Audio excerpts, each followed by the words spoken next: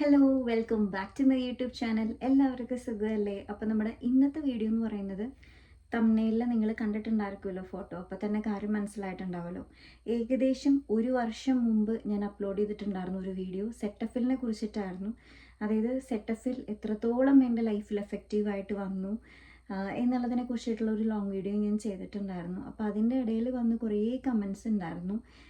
സെറ്റഫിൽ മാത്രം use ചെയ്തിട്ടാണോ pimples പോയത് എന്നുള്ളതിനെ കുറിച്ചിട്ടൊക്കെ. അപ്പോൾ അതിനെല്ലാമായിട്ടുള്ള ഒരു ഉത്തരമായിട്ടാണ് ഞാൻ ഇന്ന് വന്നിട്ടുള്ളത്. ഇങ്ങനെ എൻ്റെ മുഖത്ത് ഇത്രയും പിമ്പിൾസ് വന്നു, അത് മാറ്റാനായിട്ട് ഞാൻ എന്തൊക്കെ ചെയ്തു എന്നുള്ളതിനെ കുറിച്ചിട്ടുള്ള ഒരു ലോങ് വീഡിയോ ആണ് കേട്ടോ. അപ്പോൾ വീഡിയോ ആരും സ്കിപ്പ് ചെയ്യാണ്ട് കാണാൻ ഒരുവിധം എല്ലാവർക്കും ഹെൽപ്ഫുൾ ആവും എന്ന് ഞാൻ വിചാരിക്കുന്നു.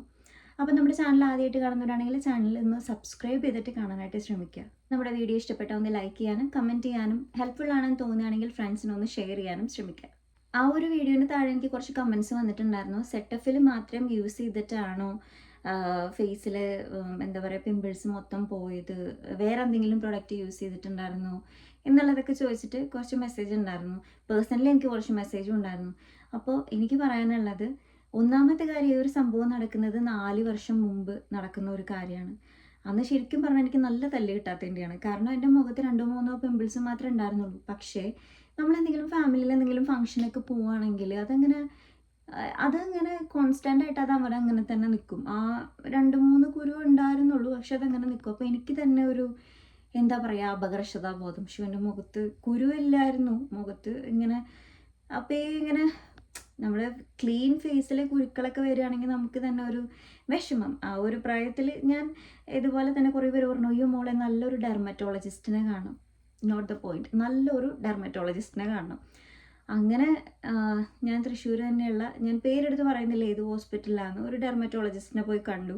പക്ഷേ എനിക്ക് സംഭവിച്ചൊരു തെറ്റെന്ന് പറഞ്ഞു കഴിഞ്ഞാൽ, ഞാൻ ഗൂഗിളിൽ റിവ്യൂസ് നോക്കിയില്ല, ഒന്നും നോക്കിയില്ല. ജസ്റ്റ് എനിക്കൊരൊറ്റ ലക്ഷ്യമുള്ളൂ, എൻ്റെ മുഖത്തെ കുരുക്കൾ മുഴുവൻ മാറ്റണം എന്നുള്ളത്. അങ്ങനെ ഡെർമറ്റോളജിസ്റ്റിനെ പോയി കണ്ടു. അവിടെ നിന്ന് എനിക്ക് ടാബ്ലറ്റ്സ്, ഉള്ളിൽ കഴിക്കാനുള്ള ടാബ്ലറ്റ്സും തന്നു, ഫേസിൽ അപ്ലൈ ചെയ്യാനുള്ള ക്രീം, ലോഷൻ അതൊക്കെ തന്നു. അത് ഏറ്റവും വലിയ വിറ്റെന്നു വെച്ച് കഴിഞ്ഞാൽ, മരുന്നിന് മാത്രം ഈ ഒരു ടാബ്ലറ്റിന് മാത്രം എത്രയോ 1000 സംതിങ് വന്നിട്ടുണ്ട്. ക്രീമിന് മാത്രം വേറൊരു 2000 സംതിങ് വന്നിട്ടുണ്ട്. കുഞ്ഞു കുഞ്ഞു ട്യൂബ്സാണ് കേട്ടോ. അപ്പോൾ എനിക്കാണെങ്കിൽ ഇതിനെക്കുറിച്ചിട്ട് ഞാൻ ആരോടും ചോദിച്ചില്ല. ഞാനത് മേടിക്കാൻ പോകണം. എൻ്റെ വീട്ടിലും അമ്മയ്ക്കും അറിയാം. പക്ഷേ അവർക്ക് അങ്ങനെ ആധികാരികമായിട്ട് ഇതിനെക്കുറിച്ച് പറഞ്ഞു തരാൻ അറിവുള്ള ആരോടത്തും ഞാൻ ഇതിനെക്കുറിച്ച് പറഞ്ഞില്ല. ഞാൻ ഡോക്ടറെ കണ്ടു, ഞാൻ അവിടെ നിന്ന് മരുന്ന് മേടിച്ചു, ഞാൻ കഴിച്ചു തുടങ്ങി. ഒരാഴ്ച കുഴപ്പമുണ്ടായിരുന്നില്ല. ഒരാഴ്ചയോളം ടാബ്ലറ്റ് ഞാൻ ഉള്ളിലേക്ക് ഒരു 2-3 ദിവസം എടുത്തിട്ടുണ്ടായിരുന്നുള്ളൂ. അതിനു മുമ്പ് എനിക്ക് പണി കിട്ടി തുടങ്ങി. കാരണം എനിക്ക് നല്ലപോലെ സ്കിന്നൊക്കെ ഇച്ചിങ് വരാൻ തുടങ്ങി, വേദന വരാൻ തുടങ്ങി. അപ്പോൾ ഒരു 2-3 കുരു ഉണ്ടായിരുന്നുള്ളൂ. ഇത് 2 ഫേസിലും മുഴുവനും നല്ല രീതിക്ക് കുരുക്കൾ വന്നു തുടങ്ങി. പിന്നെയൊക്കെ എൻ്റെ വീട്ടിൽ മമ്മി പറയാൻ തുടങ്ങി, ഇങ്ങനെയൊക്കെ ഓരോ പ്രായം വരുമ്പോൾ ഹോർമോൺ ചേഞ്ച് ആകുമ്പോൾ ഇങ്ങനെ കുരുക്കൾ വരണതാണ്. പക്ഷെ ഇങ്ങനെ മരുന്നൊക്കെ കഴിച്ച് വെറുതെ ഇപ്പോൾ മര്യാദയ്ക്കുള്ള മുഖം ഇങ്ങനെ ആയില്ലോ. എനിക്കാണെങ്കിൽ മൊത്തത്തിൽ ഭയങ്കര വിഷമമായി.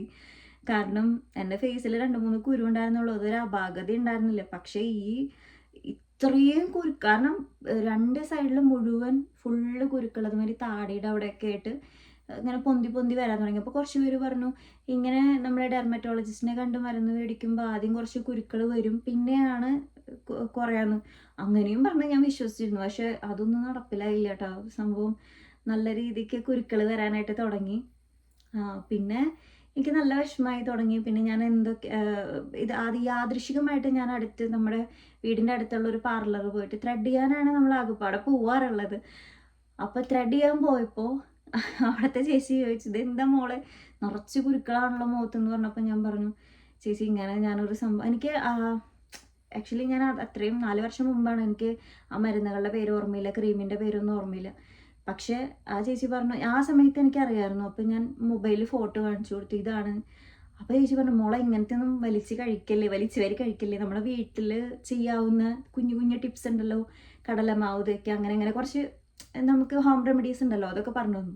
അങ്ങനെ ആ ചേച്ചി പറഞ്ഞു, മോളെ ഇപ്പം ഈ ചെയ്തുകൂടി ഇരിക്കട്ടെ, ഇനി മേലേക്ക് ആവർത്തിക്കരുത്, മര്യാദയ്ക്കുള്ള മുഖത്തിന് വെളുക്കാൻ തേച്ചത് പാണ്ടാക്കണ രീതിയിലാക്കി വെക്കരുത് എന്ന് പറഞ്ഞു.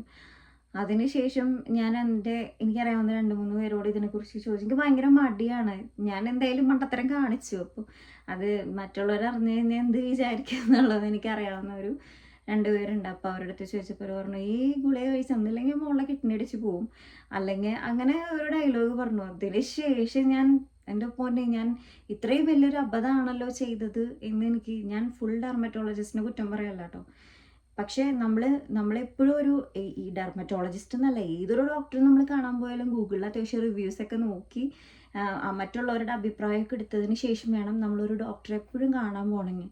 ഒരു ഡെർമറ്റോളജിസ്റ്റിനെ കണ്ടതുകൊണ്ട് നമ്മുടെ ഫേസ് ക്ലീൻ ഫേസ് ആവണമെന്നൊന്നുമില്ല. ഇപ്പം അവിടെ നിന്ന് തരുന്ന മെഡിസിൻസിലായാലും എന്തെങ്കിലുമൊക്കെ പ്രിസർവേറ്റീവ്സ് ഉണ്ടാവുമല്ലോ, അല്ലാണ്ട് ഹെർബലായിട്ടുള്ള പ്രൊഡക്റ്റ് ഒന്നുമില്ലല്ലോ അവരും തരുന്നത്. അപ്പോൾ എനിക്കുണ്ടായ ഒരു അനുഭവം ഇതാണ്. പക്ഷേ ഇതെങ്ങനെ ഇനി ഞാൻ ഓവർകം ചെയ്യാം? എന്തായാലും ഞാൻ വിചാരിച്ചു ഇനി ഹോസ്പിറ്റലിൽ പോയിട്ടുള്ള ഒരു പരിപാടിയില്ല.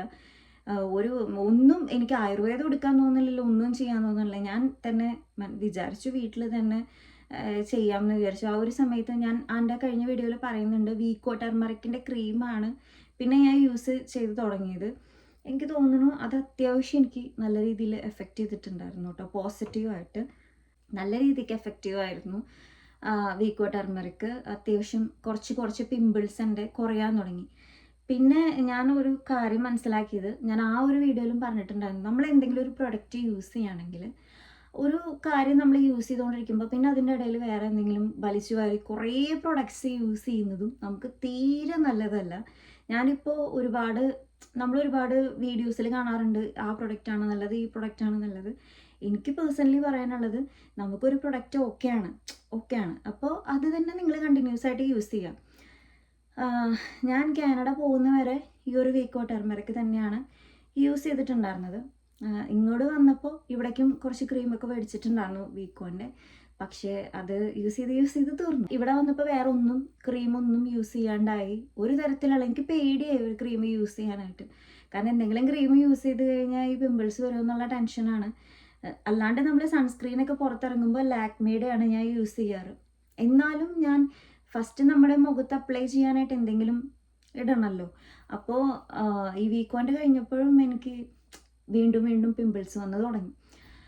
അങ്ങനെ ഇവിടെ കനേഡിയൻസൊക്കെ എപ്പോഴും യൂസ് ചെയ്യുന്ന ഒരു സംഭവമാണ് സെറ്റഫിൽ. കാരണം നമ്മുടെ നാട്ടിലെ പോലെയല്ല, ഇവിടുത്തെ ക്ലൈമറ്റിന് എന്താ പറയുക, ഇവിടുത്തെ പ്രൊഡക്ട്സ് ആണല്ലോ. അപ്പോൾ അവർ പറഞ്ഞൊരു കാര്യമാണ്, എല്ലാവരും ഒരേ സ്വരത്തിൽ പറയാണ് സെറ്റഫിൽ അടിപൊളിയാണ്.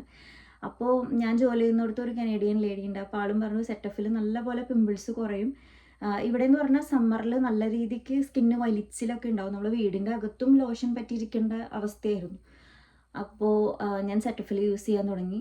എന്താ പറയുക, ഒരു അമേസിങ് റിസൾട്ടായിരുന്നു. ഞാൻ ഇപ്പോഴും യൂസ് ചെയ്തുകൊണ്ടിരിക്കുന്നുണ്ട് ഈ സെറ്റഫിലിൻ്റെ ലോഷൻ ആവട്ടെ, മോയ്സ്ചറൈസിങ് ക്രീം ആവട്ടെ, എല്ലാം അടിപൊളിയാണ്. അങ്ങനെ അന്ന് തൊട്ട് ഇന്ന് വരെ സെറ്റഫിലാണ് യൂസ് ചെയ്യാറ്. പിന്നെ എനിക്കൊരു പേടിയുണ്ടായിരുന്നു, നാട്ടിലേക്ക് ഞാൻ ഇടയിൽ വന്നിട്ടുണ്ടായിരുന്നു. അപ്പം നാട്ടിൽ വരുമ്പോൾ ഈ സെറ്റഫിൽ യൂസ് ചെയ്ത് കഴിഞ്ഞാൽ അവിടുത്തെ ക്ലൈമറ്റും പിടിക്കുമെന്ന്. പക്ഷേ ഞാൻ നാട്ടിലും വന്നു, സെറ്റഫിൽ തന്നെയാണ് യൂസ് ചെയ്തത്. ഒരു പ്രശ്നം ഉണ്ടായിരുന്നില്ല. അപ്പം എനിക്കൊരു കാര്യം മനസ്സിലായി, എല്ലാ ക്ലൈമറ്റിനും എല്ലാ സ്കിൻ ടൈപ്പിനും സെറ്റഫിൽ അടിപൊളിയാണെന്ന്. അപ്പോൾ വീഡിയോയിൽ ചോദിക്കുന്ന പോലെ തന്നെ ചിലർ ചോദിക്കുക സെറ്റഫിലിൻ്റെ ഏതാണ്. സെറ്റഫിൽ ഞാൻ പറയുകയാണെങ്കിൽ എല്ലാ പ്രൊഡക്റ്റും അടിപൊളിയാണ്. അതായത് സെറ്റഫിലിൻ്റെ ക്രീം, സൂത്തിങ് ക്രീം ആവട്ടെ, സെറ്റഫിലിൻ്റെ ലോഷൻ, എല്ലാ സംഭവവും അടിപൊളിയാണ്. എനിക്കെല്ലാം എഫക്റ്റീവായിരുന്നു. ചിലപ്പോൾ എൻ്റെ പോലെ ആവില്ല, മറ്റൊരാൾക്ക് എഫക്റ്റീവ് ആവണമെന്നില്ല. പക്ഷേ 100-ൽ 90% ആളുകൾക്കും സെറ്റഫിൽ യൂസ് ചെയ്തിട്ട് വർക്കൗട്ട് ആയിട്ടുണ്ട്. സെറ്റഫിൽ പിന്നെ യൂസ് ചെയ്തിട്ട് അടിപൊളി ആയതുകൊണ്ട് തന്നെ വീക്കോയിലേക്ക് എനിക്ക് തിരിച്ചു പോകേണ്ടി വന്നിട്ടില്ല. അപ്പോൾ നമ്മുടെ വീഡിയോസിൽ വന്ന കമൻസിൽ മൊത്തം ഇത് തന്നെയായിരുന്നു, സെറ്റഫിൽ മാത്രം തേച്ചിട്ടാണോ, സെറ്റഫിൽ മാത്രം യൂസ് ചെയ്തിട്ടാണ് എനിക്ക് ഇത്രയും പിമ്പിൾസ് നല്ലപോലെ കുറഞ്ഞത്. ഇപ്പോഴും ക്ലിയർ ഫേസ് ആണെന്നല്ല ഞാൻ പറയുന്നത്, പക്ഷെ എന്നാലും ആ ഒരു മാരകമായ പിമ്പിൾസ് എന്ന് പറഞ്ഞു കഴിഞ്ഞാൽ എനിക്ക് പുറത്തിറങ്ങി നടക്കാൻ പറ്റാത്ത അത്രയായിരുന്നു. പിന്നെ ഒരു സമയത്തെന്ന് പറഞ്ഞാൽ മാസ്ക് ഒക്കെ വെച്ചിട്ട് ഞാൻ ഓരോ സ്ഥലത്തേക്ക് പോയിട്ടുണ്ട്, ആ ഒരു അപകർഷതാബോധം കാരണം. ഇപ്പം അതൊന്നും വലിയ സംഭവമൊന്നുമല്ല, അങ്ങനെ മാസ്ക് വെക്കേണ്ട ആവശ്യമൊന്നുമില്ല. പക്ഷെ ആ ഒരു സമയത്ത് എൻ്റെ ഒരു മാനസികാവസ്ഥ അങ്ങനെയായിരുന്നു, ഭയങ്കര സങ്കടമൊക്കെ ആയിരുന്നു. അപ്പോൾ എനിക്ക് പറയാനുള്ളത്, മാർക്കറ്റിൽ കാണുന്ന എല്ലാ പ്രൊഡക്ട്സും വലിച്ചു വാരി യൂസ് ചെയ്യാതെ നമുക്ക് ഏതാണോ കംഫർട്ടബിൾ ആ ഒരു പ്രൊഡക്റ്റ് മാത്രം യൂസ് ചെയ്യാനായിട്ട് ശ്രമിക്കുക.